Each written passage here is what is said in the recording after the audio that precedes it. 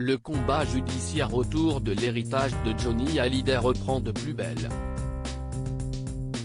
Ce mercredi 6 novembre se tiendra une nouvelle séance à la Cour d'appel de Versailles, en présence de 70 journalistes, durant laquelle il conviendra de statuer sur les frais d'avocat des deux parties.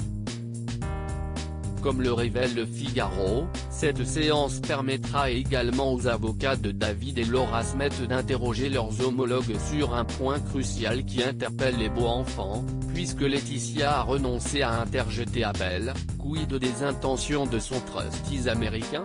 À l'issue de cette séance, les avocats de Laetitia Hallyday auront jusqu'au 12 décembre prochain pour remettre leurs conclusions au tribunal de Nanterre. Une nouvelle séance, là encore sans plaidoirie, sera organisée, durant laquelle le juge établira un délai à donner aux avocats de Laura et David pour répondre aux propositions qui leur seront faites. Dans la foulée, une nouvelle date sera fixée pour l'année à venir, pour les plaidoiries. Durant celle-ci, le juge devra statuer sur la loi applicable concernant l'héritage de Johnny Hallyday.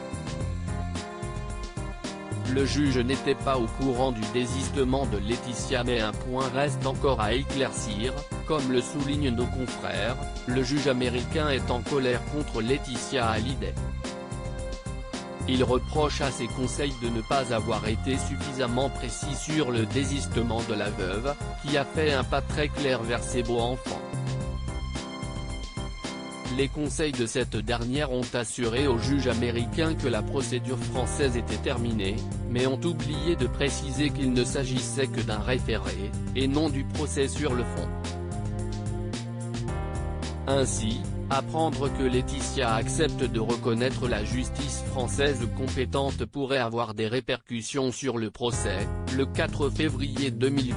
Date de la nouvelle séance aux États-Unis, le juge pourrait se déclarer incompétent, et ainsi annuler la procédure en cours.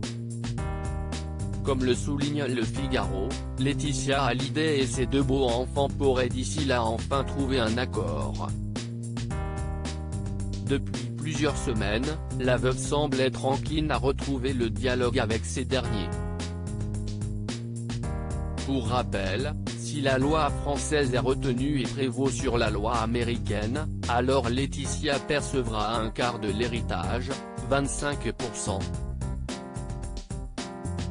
Les trois quarts restants seront divisés entre les quatre enfants, David, Laura, Jade et Joy, soit 18,75% chacun. La suite, au prochain épisode.